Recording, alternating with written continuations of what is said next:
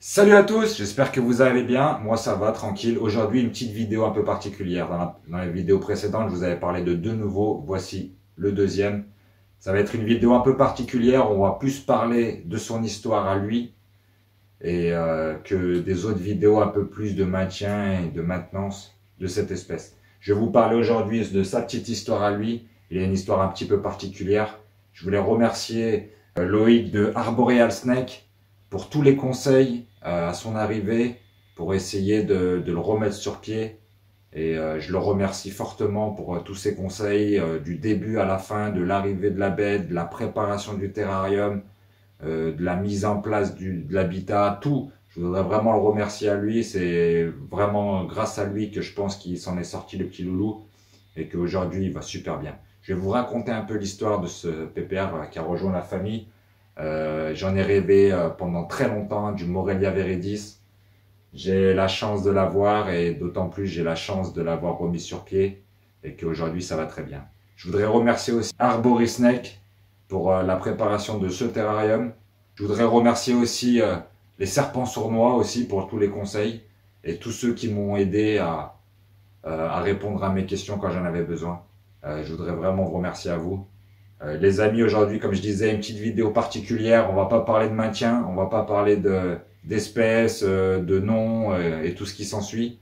Aujourd'hui, on va parler de ce loulou, de son histoire et comment il en est arrivé à là. Et j'en suis très fier et je partage avec vous ces moments, ces petites astuces, comment ça s'est déroulé de A à Z, jour après jour. Je vais vous joindre des photos, les vidéos de la remise de la remise en forme du loulou. Et on va voir ensemble comment j'ai procédé pour qu'aujourd'hui ça fonctionne bien et je croise les doigts pour que ça continue à fonctionner encore. Allez, c'est parti, go! Allez, c'est parti, je vais vous raconter sa petite histoire. Comme tout le monde, on se balade sur les réseaux, on se balade sur les sites de vente animalière. Je vous mets l'annonce sur laquelle je suis tombé et puis c'était indiqué vend un Morelia Viridis mâle adulte avec de très grosses difficultés d'alimentation. À vendre, j'arrête la terrario. Du coup, ce que je fais, moi, c'est je contacte le monsieur, je lui fais une proposition au vu du prix qu'il annonçait. Je voulais pas prendre de risque de perdre l'animal. Et puis, je me suis posé la question et je me suis dit, tu te lances dans l'histoire, t'essayes pas, qu'est-ce que tu fais? Du coup, à la première annonce, j'avais fait une proposition qu'il a refusée. Du coup, je me suis dit, bon, je sais pas trop et tout. Quelques semaines après, il refait l'annonce. Du coup, je le recontacte, je lui dis, bah écoutez, moi je suis prêt à le prendre. Je veux bien tenter de le réalimenter, qu'il repart sur de bonnes bases. Du coup, on a réussi à s'arranger et puis il a bien voulu accepter ma proposition. Super content, premier Morelia Viridis, depuis des années j'en rêve. Je me suis dit, hier, enfin, mon rêve. Mais bon, partir sur une expérience comme ça, de sauvetage et de remise en forme sur un animal qui risque de mourir, je me suis dit, c'est risqué quand même et tout. Bah allez, tu l'as déjà fait, je vous ferai une vidéo sur celui que j'ai déjà fait. Tu l'as déjà fait, tu as réussi, pourquoi celui-là tu réussirais pas? Du coup, go, prise de rendez-vous, je vais chercher l'animal, le monsieur me dit, bah écoute, ça fait un mois et demi, 2 mois, il a pas mangé. J'arrive pas à le faire manger et puis j'arrête la terrario et du coup je me sépare de mes animaux. Du coup, allez go, c'est parti, je lance l'expérience, je le récupère. Arrivé à la maison, mise en place du terrarium et des paramètres, comme j'ai dit au début de la vidéo, je remercie encore Arboreal Snake Loïc pour son aide. Je prépare tout ça, c'est parti. Je vous mets une vidéo de l'état de l'animal, un extrait de vidéo de l'état de l'animal au niveau de sa peau. On voit très bien un excédent de peau, ce qui fait suggérer, d'après les renseignements, un manque d'hydratation aussi, en plus de l'alimentation, l'hydratation. Du coup, je vous mets une petite vidéo de son état qui n'était pas terrible. Gros doute, gros stress, me dire bon bah je vais essayer. J'attends quelques jours et puis je lui propose un aliment qui refuse directement. Un rat, une souris, un poussin, un mastomise ou mastomite, comme vous voulez, souris africaine. Il refuse tout, il veut rien savoir, à part vouloir me taper la main, il s'en fiche complètement de l'alimentation. Du coup, ben, j'ai laissé faire, j'ai attendu, j'ai dit bon, je vais attendre un peu. Et là, le 4 avril, je suis allé le chercher fin mars, le 28. Le 4 avril, je me suis dit, et puis d'après les conseils de toutes les personnes qui m'ont enseigné, de lui faire un bain pour le réhydrater. Après les coups de fil aussi vétérinaires, bien sûr. Du coup, je vous mets la photo de son premier petit bain. Il a bien bu de l'eau, il s'est commencé à se réhydrater correctement. Super content, je voyais les choses déjà, je me dis, bois, c'est déjà une bonne chose. Du coup, après son petit bain, il va avoir sûrement des parasites internes. Je contacte mon vétérinaire, je prends rendez-vous, on fait un traitement interne. Je vous mets la vidéo du traitement interne. Pour les personnes qui vont commencer à rigoler, à me dire « Oh, il a des gants, il a un blouson, il a cru que c'était un anaconda ou autre gros spécimen ».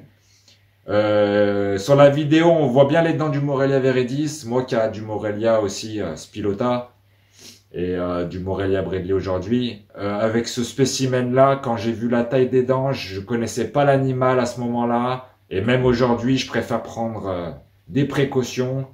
Il n'y a pas de honte à porter des gants et à utiliser des crochets. Certaines personnes n'en utilisent pas, c'est leur choix, ils font comme ils veulent. Moi, je préfère mettre des gants et utiliser des crochets parce que je souhaite pas me faire mordre, tout simplement. Et puis voilà, je vous mets la vidéo du petit traitement parasite interne. Ça lui a fait un grand bien. Après 15 avril, j'ai dit bon, je vais retenter. Je lui propose une masto. Et là, il tape, il mange. Super soulagé après presque 2 mois d'après son ancien propriétaire que le jour où je l'ai récupéré fin mars, il m'avait dit qu'il ne mangeait pas depuis déjà 2 mois. Là, on est le 15 avril, il mange une petite souris, bien sûr, une petite, au vu de la taille de son corps, qu'il avait extrêmement perdu de poids. Du coup, le 15 avril, soulagement, une petite souris, le début de quelque chose. Du coup, je me suis dit, on va attendre une petite semaine. Une petite semaine, je repropose.